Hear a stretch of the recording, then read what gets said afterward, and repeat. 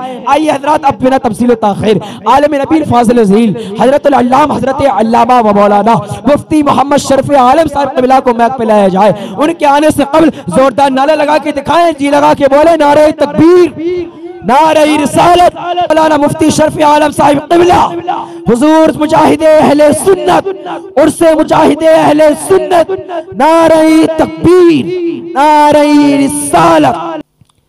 नहमदुहु व नुसल्ली अला रसूलिहिल करीम, अम्मा बाद, फ़अऊज़ु बिल्लाहि मिनश शैतानिर रजीम, बिस्मिल्लाहिर रहमानिर रहीम। इन औलियाउहु इल्लल मुत्तक़ून। सदक़ल्लाहुल मौलानाल अज़ीम व बल्लगना रसूलुहुन नबियुल अमीनुल करीम व नहनु अला ज़ालिका लमिनश शाहिदीन वश्शाकिरीन वल्हम्दुलिल्लाहि रब्बिल आलमीन। हम और आप तमामी हज़रात अपने आका मौला हुज़ूर अहमद मुज्तबा मोहम्मद मुस्तफ़ा सल्लल्लाहु तआला अलैहि वसल्लम की बारगाह बेकस पनाह में झूम झूम कर दरूद पाक का नजराने अक़ीदत पेश करें। अल्लाहुम्मा सल्ली अला सय्यिदिना मौलाना मुहम्मद मादनिल जूद वल करम व आलिहि व बारिक व सल्लिम सलातों व सलामन अलैका या रसूल अल्लाह। मैंने जिस आयत करीमा की तिलावत का शरफ हासिल किया, अल्लाह तबारक व तआला इरशाद फरमाता है, इन औलिया व इल्लल मुत्तक़ून, उसके दोस्त नहीं मगर तक़वा वाले, उसके दोस्त नहीं मगर तक़वा वाले। मतलब क्या हुआ? तक़वा ही वाले उसके महबूब हैं, तक़वा ही वाले उसके दोस्त हैं, तक़वा ही वाले उसके प्यारे हैं। हजरात मोहतरम,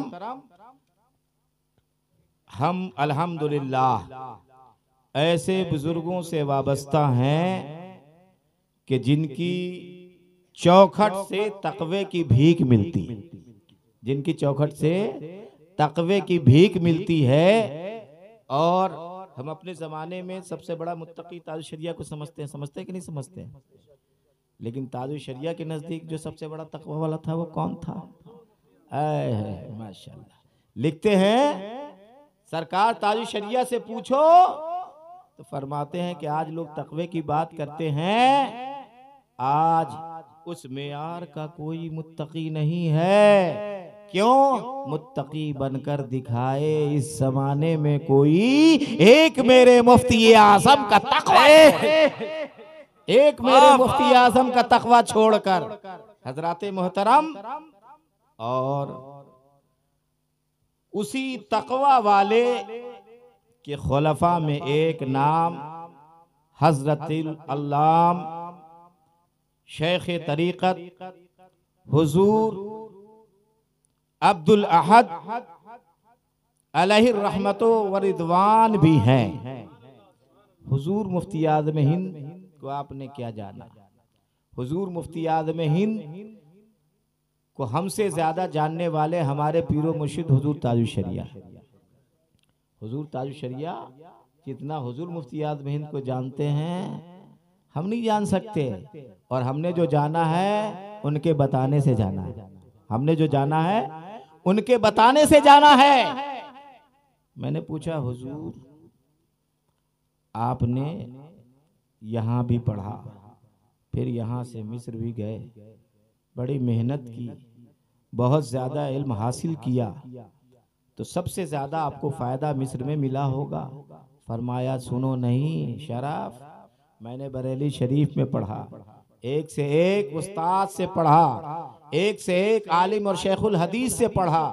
और फिर जब मैं मिस्र पहुंचा तो वहां भी मैंने बड़े बड़े असातिज़ा से तालीम हासिल की, लेकिन सब कुछ पढ़ करके आने के बाद मुझे वो हासिल नहीं हुआ जो सरकार मुफ्ती आज़म हिंद की एक तवज्जो से हासिल है, सरकार की एक नजरे करम से हासिल हो गया है। या रसूल अल्लाह,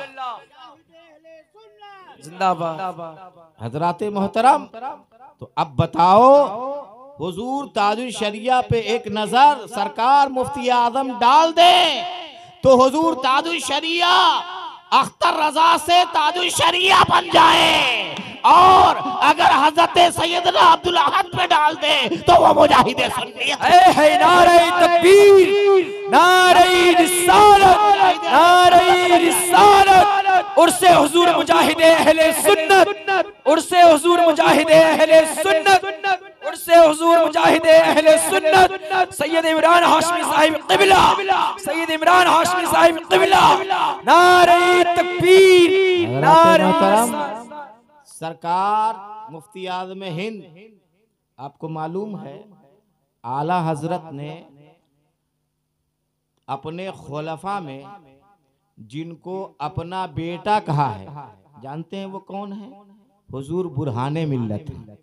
जबलपुर की सरजमीन पर हुजूर बुरहाने मिल्लत को आला हजरत ने अपना बेटा कहा और बुरहाने मिल्लत के साथ वही बर्ताव रहा जो एक बाप का अपने बेटे के साथ होता। बड़ी मोहब्बत थी बुरहाने मिल्लत से, और सबसे आखिरी खलीफा भी आला हजरत के बुरहाने मिल्लत, सबसे आखिरी खलीफा। लेकिन आपको मालूम होना चाहिए, और फिर सैयदना ईदुल इस्लाम अब्दुल सलाम उनके वालिद गिरामी भी बहुत बड़े आलिम थे। सरकार आला हजरत ने उनको भी खिलाफत अता की और बुरहाने मिल्लत को भी खिलाफत अता की। हजरात, बाप बेटे दोनों आला हजरत के खलीफा। लेकिन हम मुफ्ती आजम को क्या पहचानेंगे? आप मुफ्ती आजम को क्या पहचानेंगे? मुफ्ती आजम को पहचाना है तो बुरहाने मिल्लत ने पहचाना है। पूरे जबलपुर में वो अगर चाहते बुरहाने मिल्लत तो सिवाय बुरहानी के और किसी का मुरीद नजर नहीं आता, सिवाय उनके घराने के और किसी का मुरीद नजर नहीं आता। मगर जबलपुर में चले जाओ, बुरहानी तुम्हें कब मिलेगा और तुम्हें सलामी कब मिलेगा, लेकिन तुम्हें सबसे अगर मुरीद मिलेगा तो मुफ्ती आजम का मुरीद नूरी मिलेगा। मोहल्ले का नाम तक नूरी है, नूरी मोहल्ला जबलपुर। इसकी वजह आप जानते हैं, हुजूर बुरहाने मिल्लत ने मुफ्ती आजम को पहचाना। मुफ्ती आजम की शख्सियत क्या है? बुरहाने मिल्लत ने जब भी मुरीद कराया, पूरे जबलपुर वाले को, नागपुर वाले को, महाराष्ट्र वाले को और जो है राजस्थान वालों को तो खुद मुरीद नहीं किया, मुफ्ती आजम से मुरीद कराया। इसलिए कि मुफ्ती आजम रज़ियल्लाहु ताला अन्हो से ज्यादा बड़ा पीर उनकी नजर में और कोई नहीं था। आला हजरत के बाद सरकार मुफ्ती आजम। अच्छा, कुछ लोग कहते हैं कि आला हजरत सिर्फ बड़े मौलाना थे, वली नहीं थे। वली कहते किसे, उन्हें पता नहीं, उन्हें पता नहीं है। मौलाना ततहीर अहमद साहब फरमाते हैं कि ये जितने पीर बने फिरते हैं ना, और कहते हैं कि साहब वो वली नहीं थे, इनकी पूरी जिंदगी का तकवा एक तरफ रख दो और आला हजरत के एक रोंगटे के बराबर उनका तकवा, उनकी परहेजगारी नहीं हो सकती है। जो अपने आप को बहुत बड़ा सूफी समझते हैं, जो अपने आप को बहुत बड़ा सूफी समझते हैं। अच्छा, मैं बताना चाहूंगा कि शेर सादी की किताब गुलसिता मैंने कई बार पढ़ाया, खुद भी पढ़ा था। तो उसका एक शेर सुनिए आप। गिले खुशबू दर हम्माम रोजे रसीद दस्त महबूबे बदस्तम बदो गुफ्तम के मुश्की या आबीरी के अजबुए दिल आवेजे तु मस्तम बगुफ्ता मन गिले नाचीज बूदम वलेकिन मुद्दते बागुल निशस्तम जमाले हम नशी दर मन असर कर वगरना मन हमा खाकम के हस्ते। हजराते मोहतरम, मतलब इसका समझा दूं कि लिखा कि एक रोज हम्माम के अंदर, गुस्ल खाने के अंदर एक मिट्टी मुझे मिली, एक महबूब से मिली, एक चाहने वाले ने, एक दोस्त ने वो मुझे मिट्टी दी। उस मिट्टी को मैंने गुस्ल खाने में रख करके अपने चेहरे पे मलना चाहा और अपने सर में मला। तो उस मिट्टी से मैंने पूछा, क्या पूछा कि ए मिट्टी, तू ये बता कि मुश्क है या आबीर है? क्यों? इसलिए कि तेरी दिल आवेज, दिल लुभाने वाली खुशबू से मैं मस्त हो गया। तो उसने कहा कि बगुफ्ता मन गिले ना चीज बूदम लेकिन मुद्दते बागुल निशस्त। उसने कहा कि मैं तो वही नाचीज मिट्टी हूं, लेकिन एक मुद्दत मैं फूल की सोहबत में बैठ गई हूं। एक मुद्दत मैं फूल की सोहबत में बैठ गई हूँ। जमाले हम नशी दर मन असर कर वगरना मन हमा खाकम के हस्तम। मुझ पर जो है हम नशीनी का जमाल जो है चढ़ गया है, वगरना मैं वही नाचीज मिट्टी हूँ। अगर मेरे अंदर तुम खुशबू पा रहे हो तो इस वजह से पा रहे हो कि मैं फूल की सोहबत में बैठ गई हूँ। तो जैसे फूल महकता है, जैसे फूल खुशबूदार होता है, मैं मिट्टी होकर भी खुशबूदार हो गई। मैं मिट्टी होकर भी खुशबूदार हो गई हूं। मालूम हुआ कि अगर मिट्टी को आप फूल की सोहबत में रखें तो मिट्टी खुशबूदार हो जाती है कि नहीं हो जाती? अच्छा, ये लोग जितनी खानका वाले सबको चैलेंज, चाहे जिस सिलसिले का पीर हो सबको चैलेंज, जिस सिलसिले का पीर हो सबको चैलेंज कि बताओ तुम्हारे बाप दादा में जो भी सिलसिले का बानी है वो अगर अपने पीर से मुरीद हुआ तो पीर का तसर्रुफ क्या मुरीद पर ऐसा हुआ कि जैसी पीर की सूरत हो वैसी ही मुरीद की सूरत हो जाए? तो बताएगा नहीं नहीं, ऐसा कभी नहीं हुआ, किसी सिलसिले में नहीं हुआ। ए आला हजरत को जो है वली ना समझने वाले, तुम जैसे कि ना समझने से कुछ नहीं होता है। उनको बड़े बड़े वलियों ने अपना सरदार माना है, उन्हें बड़े बड़े मुत्तकियों ने अपना सरदार माना है। और सुनो, वो तो आम वली नहीं होता है। अपने जमाने का बहुत बड़ा जो वली होता है वही कुतुब होता है। और आपको बताऊं कि जिनको हजरत सैयद अली हुसैन अशरफी मियां रहमतुल्लाह अलैह ने कुतुबुल इरशाद कह दिया हो, उससे बड़ा कुतुब उस जमाने में और कौन हो सकता है? आज तक मैं चैलेंज के साथ कहूंगा कि सैयद अली हुसैन अशरफी रहमतुल्लाह अलैह की तरह आज तक की छोछा में कोई वली नहीं हुआ, उनके बाद कोई वली वैसा नहीं हुआ। मुहद्दिस आजम भी हुए, लेकिन सैयद अली हुसैन अशरफी मियां रहमतुल्लाह अलैह के हम पल्ला आज तक कोई बुजुर्ग नहीं। हालांकि वहां दर्जनों अल्लाह के नेक बंदे, मुत्तकी, परहेजगार, दीनदार, तकवा वाले, जुहद वाले, परहेजगारी वाले और गोशा नशीन और अपने आप को कब्र में दफन करके रखने वाले बुजुर्ग वहां हुए। वहां के बुजुर्गों के खिलाफ जो बोलता है वो बहुत गलत बोलता है। ऐसे लोग जो हैं फितना फैलाने वाले होते हैं, ऐसे लोग फितना फैलाने वाले होते हैं। हजरात मोहतरम, हर सिलसिले के बुजुर्गों की इज्जत करो, ताजीम करो। जो तकवा वाला है, परहेजगारी वाला है, उनकी ताजीम करो, उनका एहतराम करो। और तुमसे अगर नहीं हो सके तो कम से कम खामोश रहो, कम से कम खामोश रहो। तो हजरात मोहतरम, हम वो रज़वी नहीं हैं जो सिर्फ तकरीर नहीं आती है तो मसलके आला हजरत करते रहते हैं और अपनी पूरी तकरीर उसी में ख़त्म कर लेते हैं। समझ में आई बात?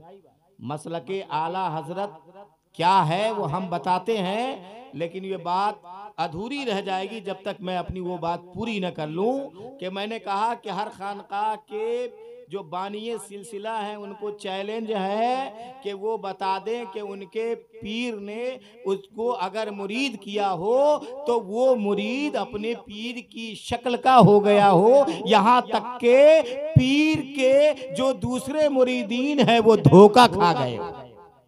ऐसा कहीं नहीं मिलता। आप लोगों ने तारीख में पढ़ा हो तो मुझे बता दिए मेरी रहनुमाई हो।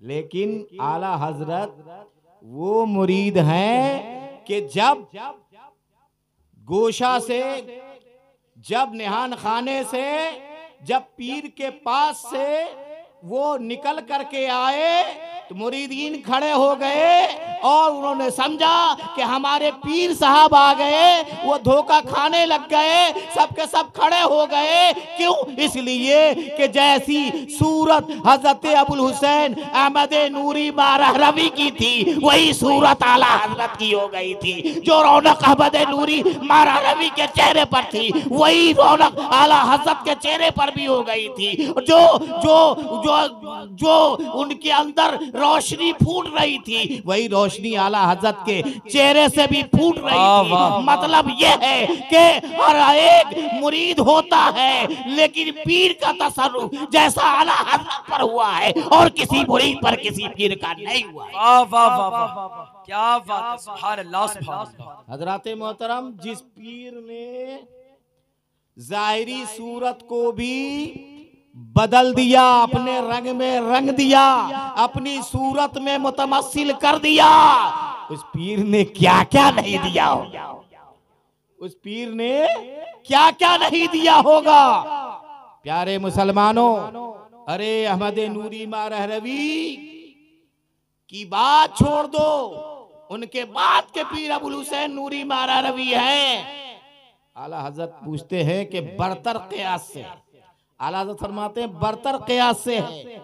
मकामे जो है मकामे अबुल हुसैन, सिदरा से पूछो मर्तबा बामे अबुल हुसैन। हजरात मोहतरम, ये पूरा शेर कभी मैं आपको सुनाऊंगा, ये मौका नहीं है। बताना ये चाहता हूँ कि आला हजरत सिर्फ एक वली ही नहीं, अपने वक्त के मुजद्दिद, और जो मुजद्दिद अल्लाह का वली होता है, उस जमाने के सभी वलियों पर उसका तसर्रुफ होता है, उसका तसर्रुफ होता है। हजरात मोहतरम, ये हमारे हजरत मौलाना ज़हूर रब्बानी साहब, अल्लाह इनकी उम्र को दराज फरमाए, हिंदुस्तान की कोई ऐसी मारूफ व मशहूर खानकाह नहीं है जहां से आपको खिलाफत हासिल ना हो।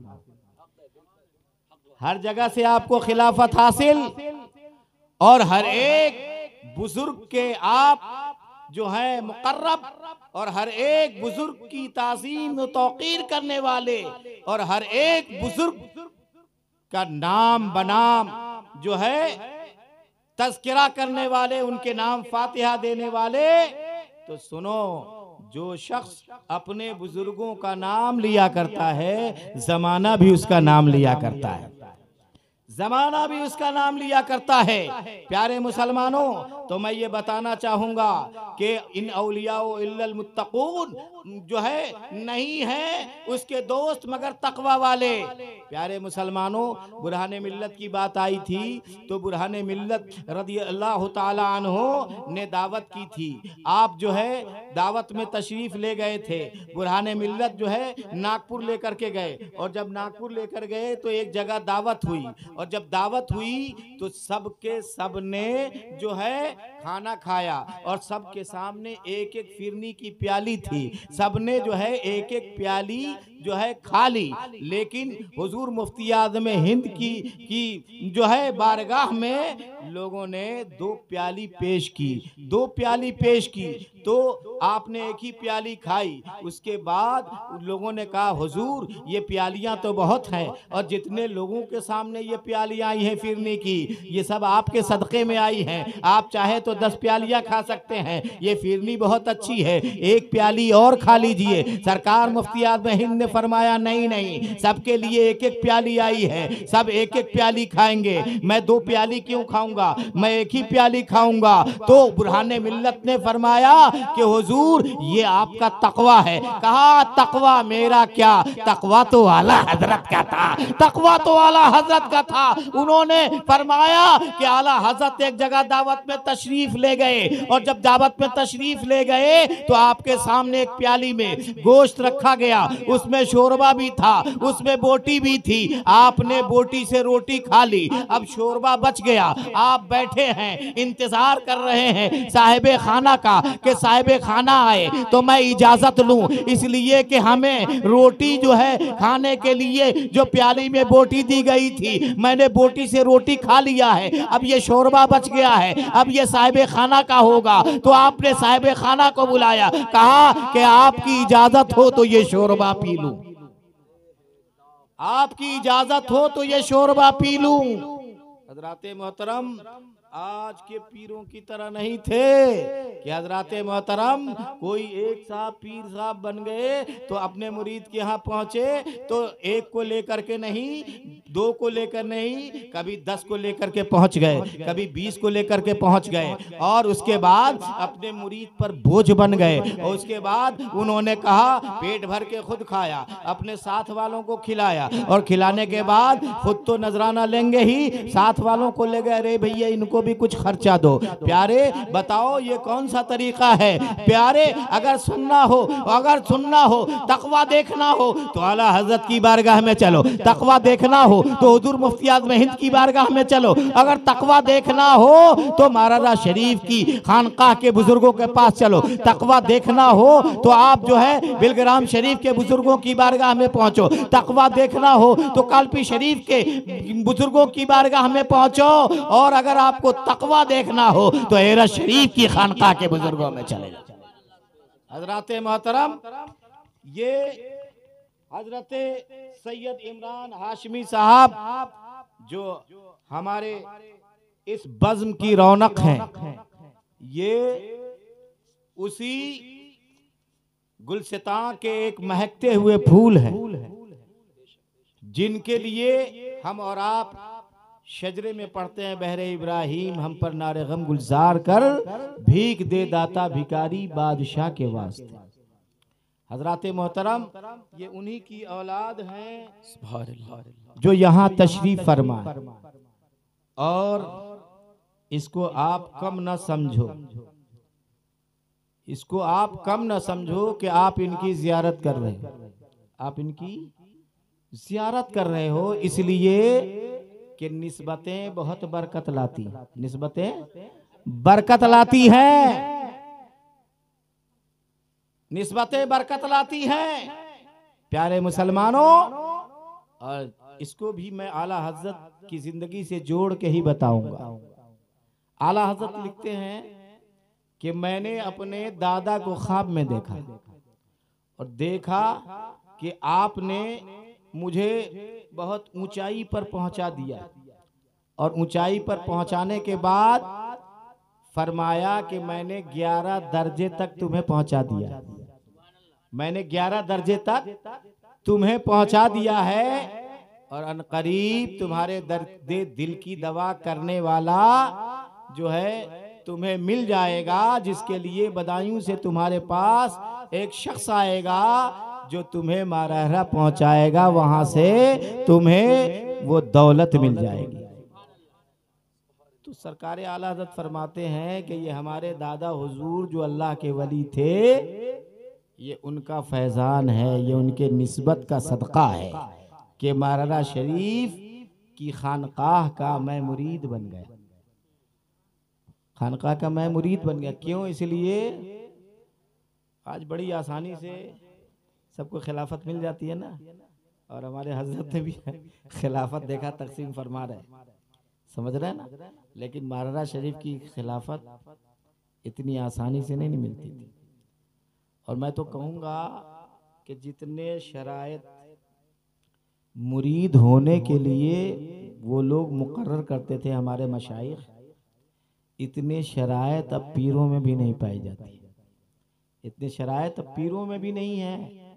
समझ में आ गई बात? जितने शराइत मुरीदों के लिए, इसलिए जब कोई मुरीद होने के लिए पहुंचता तो पीर भी कैसे थे, नजर डालते थे, देखते थे कि इसका दिल हसद की मैल से गंदा है, इसका दिल कीना से गंदा है, इसका दिल जो है बेईमानी से गंदा है, इसका दिल झूठ की वबा से गंदा है, इसका दिल दुनिया की रगबत से आलूदा है, इसका दिल दुनिया की फरेबकारियों में उलझा हुआ है, इसका दिल किब्रो नखवत की आमाजगाह बन चुका है। इसलिए देखने के बाद कहते सुनो जिसको जैसे इलाज की जरूरत होती उसको बताते। किसी के अंदर अगर तकब्बुर देखते तो जा लकड़ी लेके आ, जा लकड़ी लेकर के आ, जा फला चीज लेकर के आ। दिन भर उससे मेहनत करवाते और जिसके दिल में कुछ कजी होती फिर उसको वजीफा बताते कि जाओ तुम जो है 5000 बार 10,000 बार 20,000 बार जो है तुम पढ़ते रहो ला इलाहा इल्लल्लाह मुहम्मदुर रसूलुल्लाह। किसी को कोई वजीफा बताते, किसी को कोई वजीफा बताते।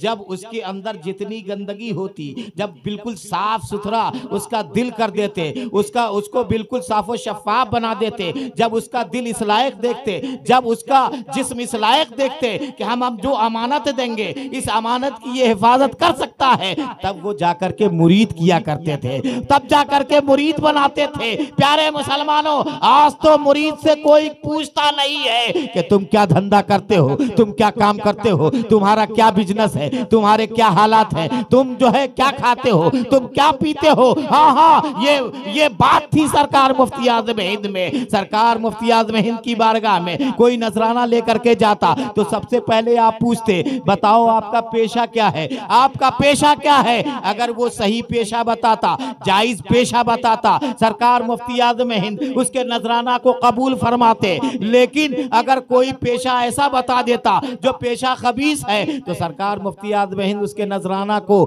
नहीं कबूल फरमाते थे। और सुनो सुनो कैसे हुजूर मुफ्ती आज़म हिंद की बारगाह में एक शख्स था, नजराना पेश करने लगा। सरकार मुफ्ती आज़म हिंद ने फरमाया कि आपका पेशा क्या है, आप ये जो पैसा कमा के लाए हो कैसे लाए हो, आपका धंधा क्या है। उन्होंने कहा हुजूर हम मनिहार हैं, चूड़ी का कारोबार है। तो सरकार मुफ्ती आज़म हिंद ने फरमाया कि चूड़ी बना करके बेचते हो या औरतों को पहनाते भी हो। कहा हुजूर हम जो है बना के बेचते भी हैं, औरतों को पहनाते भी हैं। सरकार मुफ्ती आज़म हिंद ने फरमाया कि तुम जब चूड़ी पहनाते हो तो गैर महरम का हाथ पकड़ते हो, ये तुम्हारी कमाई जो है खबीस कमाई है, तुम्हारा नजराना कबूल नहीं किया जाएगा, तुम्हारा नजराना कबूल नहीं किया जाएगा।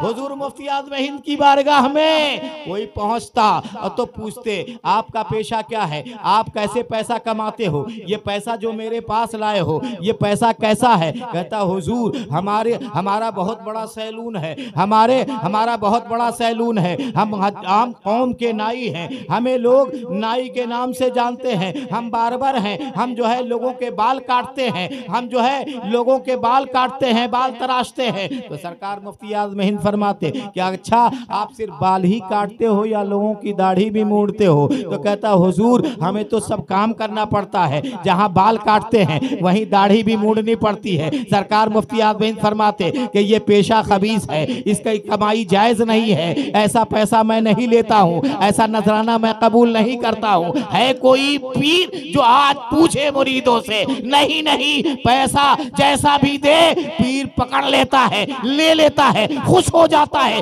न मालूम उसने कहां से लाके दिया है। और आजकल पीर जो है ऐसे मुरीद से खुश होते हैं कि चाहे वो 2 नंबर का धंधा करता हो, चाहे वो जैसी कमाई करके लाता हो, चाहे वो डंडी मार के कमा के लाता हो, या चाहे वो इधर उधर का माल खरीद करके किसी का कसब करके लाता हो, अगर पीर को गड्डी दे दे पीर खुश हो जाता है। एक बार नहीं पूछता है कि ये पैसा तू कहां से लाया है जो मुझे नोटों की गड्डी थमा रहा है। होता है कि नहीं होता है, होता है कि नहीं होता है। लेकिन सुनो, तुम लोग अल्लाह का शुक्र अदा करो कि जो तुम्हें पीर मिला है वो मुत्तकियों का अपने जमाने में सरदार मिला, मुत्तकियों का सरदार मिला हजराते मोहतरम। तो सरकार मुफ्ती आज़म हिंद, अच्छा हुजूर मुफ्ती आज़म हिंद की बारगाह में बहुत बहुत नोट लेकर के आते थे। हुजूर मुफ्ती आज़म हिंद का मकान आपने देखा ना। कुछ लोग वो हैं जिन्होंने हुजूर मुफ्ती आज़म हिंद की ज़ाहिरी हयात में उनका मकान देखा होगा, और कोई देखे ना देखे, हमारे हजरत तो देखे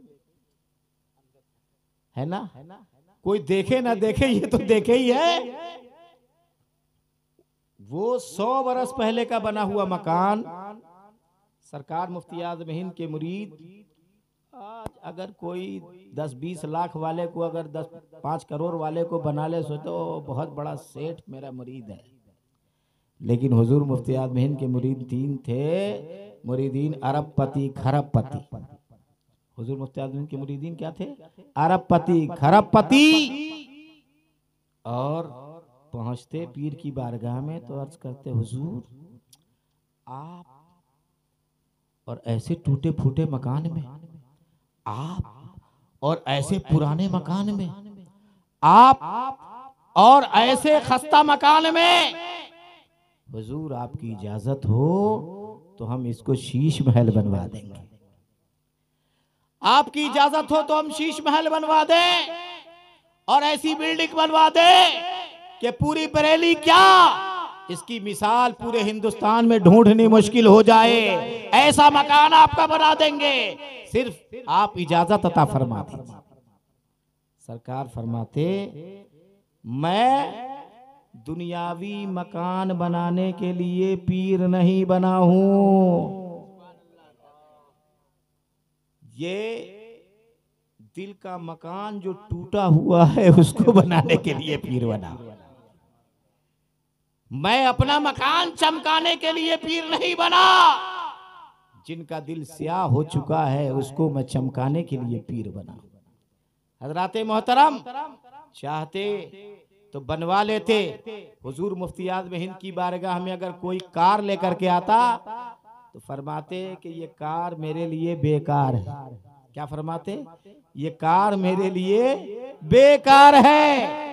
हजरात मोहतरम आज हैं ऐसे पीर कि अगर कार मिले तो कहे हमारे लिए बेकार है। कहना ना भैया, हमें बहुत परेशानी होती है, हमें तो टू व्हीलर भी नहीं है, कार मिल जाए तो फूले नहीं समाएंगे, पूछेंगे भी नहीं कि पैसा कहां से। अच्छा। हमारे मक्की साहब फरमा रहे हैं कि वो कहेंगे हमें कार से बहुत प्यार है, लेकिन सरकार मुफ्ती आज़म हिंद के खलीफा, सरकार मुफ्ती आज़म हिंद के खलीफा के शहजादे हजरत मौलाना ज़हूर रब्बानी यहाँ पर तशरीफ फरमा है। एक जमाने से मैं इन्हें देख रहा हूँ, अगर ये चाहते तो इनके पास भी कई कारें नजर आती, सिर्फ एक कार नहीं कई कारें नजर आती, इसलिए कि बड़े बड़े पैसे वाले इनके पास आते हैं और पूछते हैं क्या चाहिए क्या चाहिए, फरमा देते हैं कि जो तुम देना चाहते हो दे दो, सिर्फ इसलिए नजराना कबूल करूंगा कि नजराना कबूल करना हुजूर की सुन्नत है, हुजूर की सुन्नत है। हजराते मोहतरम, मैंने देखा जो मुझसे बहुत बाद में आए और थोड़े दिन मस्जिद में मुअज्जिनगिरी की और वो जो है मदरसे में पढ़ाने लगे, उसके बाद छोड़ा, दुआ तावीज़ में लग गए। आज दिल्ली में उनके कई कई मकान है जो करोड़ों में बिकने वाले मकान है, करोड़ों में है, कई कई मकान है सिर्फ दुआ तावीज़। और ये तो उनकी पैदाइश से पहले से तावीज़ लिखते, जो करोड़ों के मकान वाले उनकी पैदाइश से पहले से तावीज़ लिखते हैं। और अल्हम्दुलिल्लाह मैंने जितने तावीज़ वालों से राब्ता किया है उसमें इतना मुअस्सिर तावीज़ मैंने किसी का नहीं पाया जितना हजरत का पाया है ना भाई। बहुत से लोगों को जब मुझसे कोई पूछता है, और ये फैजान बिल्कुल बेशक फैजान सरकार मुफ्ती आज़म है, इसलिए कि सरकार मुफ्ती आज़म हिंद भी तावीज़ लिखा करते थे, तावीज़ लिखा करते थे, और इतनी भीड़ लगती थी, इतनी भीड़ लगती थी कि 8-8 10-10 घंटे मुसलसल तावीज़ लिखते थे। लेकिन मजाल है किसी की कि कह दे कि सरकार मुफ्ती आज़म हिंद ने तावीज़ का 1 रुपया भी कबूल कर लिया नहीं, सख्त पाबंदी। अगर कोई यूं ही नजराना दे तो ठीक, अगर कोई तावीज़ लेके नजराना देता तो उस घर का मामूल है कि नजराना कबूल नहीं होता। हजरात, तक़वे की बात मैं आपको बताऊं, सैयदना आला हज़रत अज़ीमुल बरकत की बारगाह में एक शख्स, पहले मिट्टी की हांडी में मिठाई लेकर के लोग जाते थे, एक हांडी मिठाई लेकर के वो पहुंचे, और पहुंचने के बाद सरकार आला हज़रत की बारगाह में पेश कर दिया कि हुजूर इसे कबूल फरमाए। अब सरकार आला हज़रत तो दिल से आगाह, अब यहीं से आपको बताना चाहता हूँ कि गैर वली दिल के हालात से आगाह नहीं हो सकता, दिल के हालात से आगाह वही होगा जो अल्लाह का वली होगा। तो सरकार आला हजरत ने उस हांडी को घर में भेजा और ये ताकीद फरमा दी कि इसे इसी तरह संभाल के रख दिया जाए। वो हांडी उसी तरह बंधी की बंधी रही। वो बहुत देर बैठे रहे। तो आला हजरत ने पूछा था पहले कि आपकी और कोई हाजत है, कोई जरूरत है तो बताइए। का हुजूर नहीं। कैसे आए? तो बस आपसे न्याज हासिल करने के लिए, वहां की बोली है, आपसे न्याज हासिल करने के लिए आया हूँ, आपकी बारगाह में हाजिरी देने के लिए आया हूँ। आला हजरत ने पूछा कि और कोई हाजत? का नहीं। बहुत देर बैठे रहे। उसके बाद चलने लगे तो कहा हुजूर एक तावीज चाहिए, हुजूर एक तावीज चाहिए। आला हजरत ने कलम उठाया और तावीज लिख करके हवाले कर दिया और फरमाया अभी ठहरिए। घर में आपने अपने खादिम को भेजा कि वो मिठाई की हांडी जो इन्होंने ला के दी थी वो लेकर के आओ। खादिम गया, वो मिठाई की हांडी लेकर के आया। आपने तावीज के साथ वो हांडी भी थमा दी। कहा लीजिए इसको भी ले जाइए। फकीर के यहाँ तावीज का कोई पैसा नहीं लिया जाता है, कोई मुआवजा नहीं लिया जाता है, कोई मिठाई कबूल नहीं की जाती। तकवा आला हजरत का। और तकवा वाला कौन होता है? वही होता है जो अल्लाह वाला होता है, जो अल्लाह का वली होता है। हजरात मोहतरम, तो आज मैं आपको बताना चाहूं कि हमारे बुजुर्गान दीन और हमारे असलाफ का मामूल क्या था, आज हमारा मामूल क्या है। और सुनो, हमारे बुजुर्गों को हमारे उनसे अगले बुजुर्गों ने बड़े बड़े अलकाब खिताबात से नवाजा और जो कुछ उन्होंने खिताब दे दिया उसी खिताब पर वो काने रहे और बड़े बड़े अलकाब की उन्होंने जरूरत महसूस नहीं की।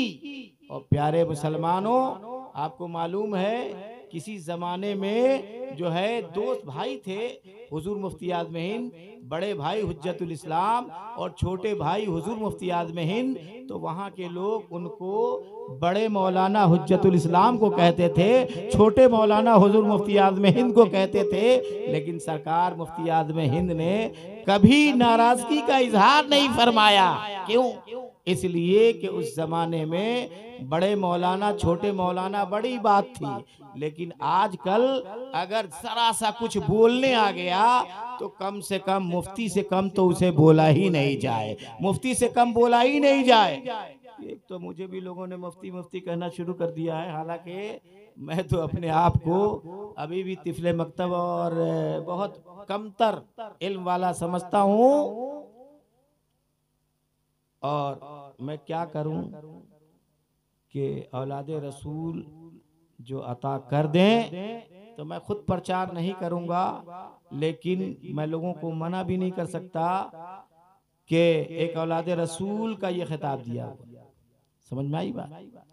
हमारे यहाँ जब प्रोग्राम हुआ था तो उसमें सैयद खुर्शीद अनवर साहब जो उस वक्त इदारा शरिया पटना के काजी थे, जब वो यहाँ तशरीफ लाए थे तो उन्होंने और सैयद कमाल अख्तर साहब ने दोनों ने मिल करके मेरे सर पे मुफ्ती की दस्तार बांध दी थी। समझ रहे? जब ही से लोगों ने मुफ्ती मुफ्ती कहना शुरू कर दिया। हालांकि मैं इस लायक नहीं हूँ, हाँ इतना है कि मुफ्तियों की सोहबत में मैं रहा हूँ और मुफ्तियों के मुफ्ती की सोहबत में मैं रहा हूँ। जब मेरा शुरुआती दौर था तो शेरे बिहार मुफ्ती असलम की बारगाह में रहा बचपने में, और जब बड़ा हुआ तो मुफ्ती शफीक अहमद शरीफी की बारगाह में रहा हूँ, और जब वहां से आया तो फिर हुजूर ताजुल शरिया की बारगाह में रहने का मौका मिला। उन्हीं के घर रह के पढ़ा लिखा और वहाँ जो मरकजी दारुल इफ्ता में सदर मुफ्ती हुजूर ताजुल शरिया के बाद हजरत काजी अब्दुल रहीम बस्तवी अलैहिर्रहमा अपने ज़माने के बहुत बड़े मुफ्ती थे, वो बड़े जुज़वियात के माहिर थे। यहाँ तक के शुरू में ताजुल शरिया भी बग़ैर काजी अब्दुल रहीम बस्तवी को अपना फतवा दिखाए वो कहीं फतवा को भेजा नहीं करते थे, जब तक के उस पर काजी अब्दुल रहीम बस्तवी दस्तखत न फरमा दे। उनकी सोहबत में बैठने का असर रहा। उनकी सोहबत में मैं बैठा और सोहबत का असर मैं आपको बताता हूँ ना, सोहबत का असर होता है कि नहीं होता है? अरे होता है ना। आज आप जो है अल्लाह वालों की बारगाह में जाते हो, किसी अल्लाह वाले के पास बैठते हो तो इसका असर होता है। क्यों? इसलिए कि जब एक मिट्टी जब जो है गुलाब के पास रह के खुशबूदार हो जाए तो एक मुत्तकी परहेजगार की बारगाह में रह के इंसान नहीं सुधर सकता, जरूर सुधरेगा। जब किसी अल्लाह वाले की बारगाह में पहुंचेगा तो उसकी जिंदगी की काया पलट जाएगी। एक सोबत बाउलिया बेहतर तात बेरिया। एक लम्हा अल्लाह वाले की बारगाह में बैठना 100 साल की बेरिया इबादत से बेहतर है। हजरात मोहतरम, आप इबादत करोगे, आप रियाजत करोगे, आप जो है दिन रात जो है आप जो है इबादत और रियाजत में लगे रहोगे, लेकिन मालूम नहीं कि आपकी इबादत और रियाजत कबूल होती है कि नहीं होती है। आप अल्लाह के वली बनते हो कि नहीं बनते हो, अल्लाह का तकर्रुब आपको हासिल होता है या नहीं होता है। लेकिन अगर कोई वली कामिल आप पर एक निगाह फैज डाल दे तो एक आन में आपको आप आदमी से अल्लाह का वली बना दे। इसलिए एक लम्हा अगर अल्लाह वाले की सोबत में आप बैठते हो तो वो 100 साल की बेरिया इबादत से बेहतर। हजरात मोहतरम, तो आप हजरात में जो लोग आए हैं, जिन्होंने सरकार मुफ्ती आज़म हिंद को नहीं देखा, जिन्होंने अगले बुजुर्गों को नहीं देखा, वो अब बाद वाले बुजुर्ग को देखें। इसलिए कुछ लोग कहते हैं ये कमी वो कमी, जिनके अंदर खुद ही कमी है ना, वो सब में कमी तलाश करते हैं, वो सब में कमी तलाश करते हैं। मैंने एक शेर लिखा था, ढूंढिए मत चमक नगीने में, झांकिए दिल के आप गीने में। नगीने से भी ज्यादा दिल चमकदार है, लेकिन ये दिल चमकदार कब होगा? जब गीबत से आपका दिल पाक रहे, जब झूठ से आपका दिल पाक रहे, जब कीना से आपका दिल पाक रहे, जब हसद से अपना दिल पाक रहे। जब भी किसी की बुराई की तरफ आपकी निगाह पहुंचे, फौरन अपने आप को झांक के देख लो कि हमारे अंदर इससे बढ़कर के बुराई है या नहीं है। अगर हमारे अंदर बुराई है तो हम पहले अपनी बुराई को खत्म कर लें, पहले अपनी बुराई को दूर कर लें, पहले अपने आप को सफाई कर लें, फिर किसी के ऊपर कमेंट करें, फिर किसी के ऊपर एतराज करें। जब अपने आप को आप देखने लग जाओगे तो सबकी बुराई आप भूल जाओगे। इसलिए अल्लाह वाले यही सिखाते हैं कि लोगों की बुराई मत तलाश करो, पहले अपने अंदर देखो, अपने अंदर दिल की सफाई पैदा करो। जब तुम्हारा दिल साफ सुथरा हो जाएगा, जब तुम्हारा दिल जो है चमकदार हो जाएगा, जब तुम्हारे दिल से कीना और बुग़्ज़ खत्म हो जाएगा, जब तुम्हारे दिल से हसद खत्म हो जाएगा, जब तुम्हारे दिल से तकब्बुर खत्म हो जाएगा, जब तुम्हारे दिल से नखवत खत्म हो जाएगी, जब तुम्हारे दिल से कुदूरत खत्म हो जाएगी, जब तेरा दिल साफ सुथरा हो जाएगा, तो सुनो तुम्हारे दिल में जलवा-ए इलाही आ जाएगा, तेरा दिल भी चमक जाएगा, तेरा दिल भी रोशन हो जाएगा, ऐसा रोशन हो जाएगा कि नारे रिसालत इसके मुताबिक तुम्हारा मसलके आला हजरत खलीफा-ए हुजूर ताजुश शरिया, खलीफा-ए हुजूर ताजुश शरिया, नारे तकबीर, नारे रिसालत। हजरात मोहतरम, इसलिए एक बात सुन लो, एक बात सुन लो, और ये भी किसी और का पढ़ाया हुआ सबक नहीं, ये भी सरकार ताजुश शरिया का पढ़ाया हुआ सबक। एक दिन सरकार ताजुश शरिया मुझे तफसीर कबीर पढ़ा रहे थे। क्या पढ़ा रहे थे? तफसीर कबीर, आखिरी कड़ी चल रही, तफसीर कबीर पढ़ा रहे थे। भाई किसी दुनियादार की महफिल में जाओगे दुनियादारी की बात होगी, किसी आलिम की महफिल में जाओगे इल्म की बात होगी, मगर किसी सूफी की मजलिस में जाओगे तो रूहानी गुफ्तगू होगी, सूफियों वाली गुफ्तगू होगी, दिल को साफ सुथरा करने वाली गुफ्तगू। समझ में आई बात? तो सुनो, जब वो पढ़ा रहे थे तो तफसीर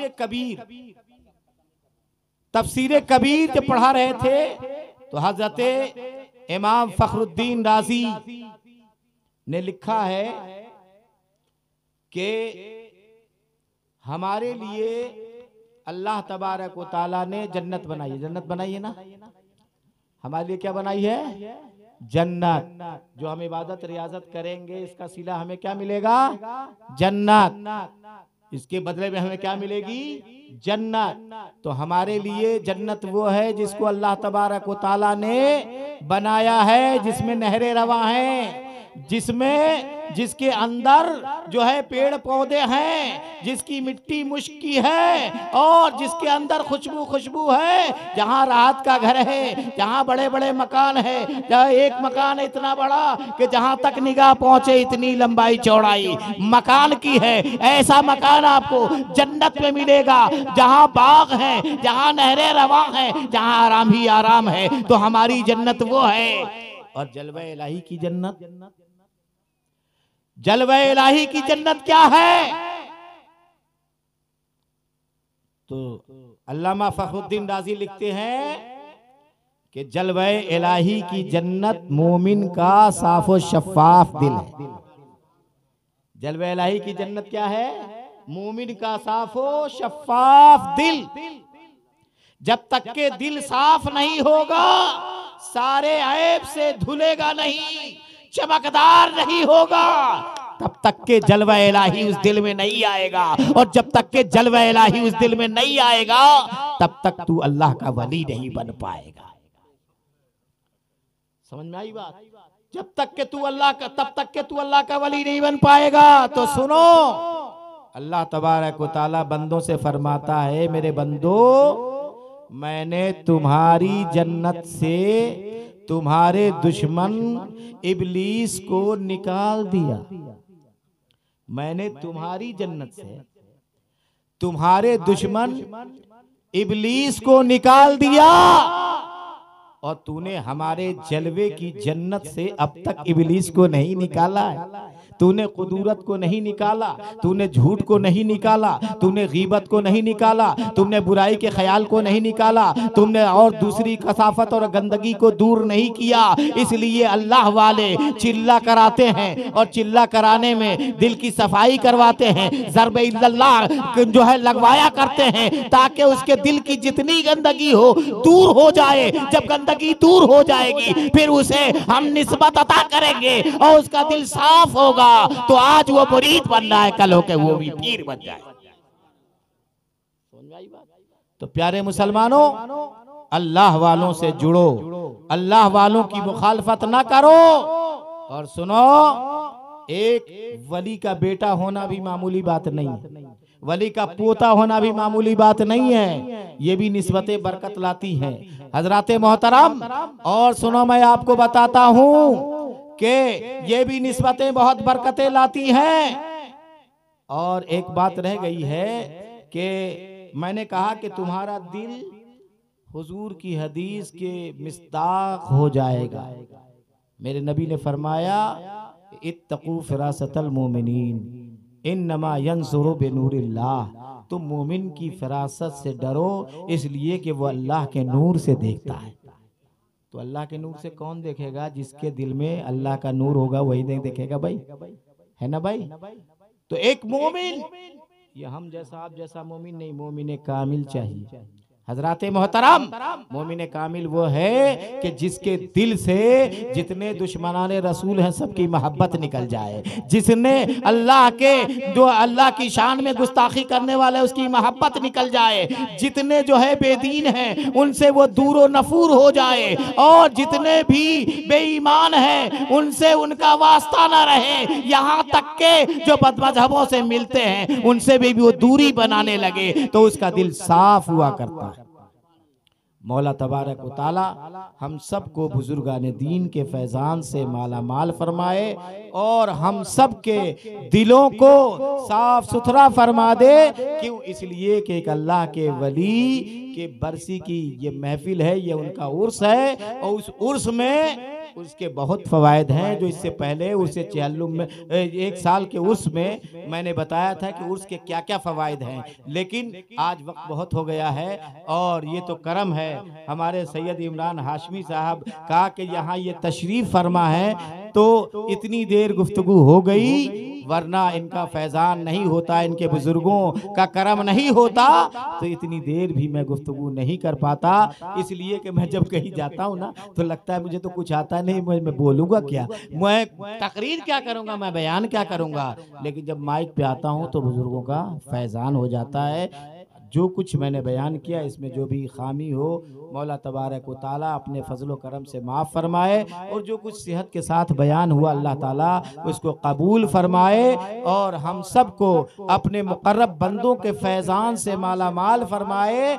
बिलखुसूस जनाब मुजाहिदे अहले सुन्नत हज़रत मौलाना अब्दुल अहद अलैहि रहमत व रिदवान के फैज़ान से आप सबको माला माल फरमाए।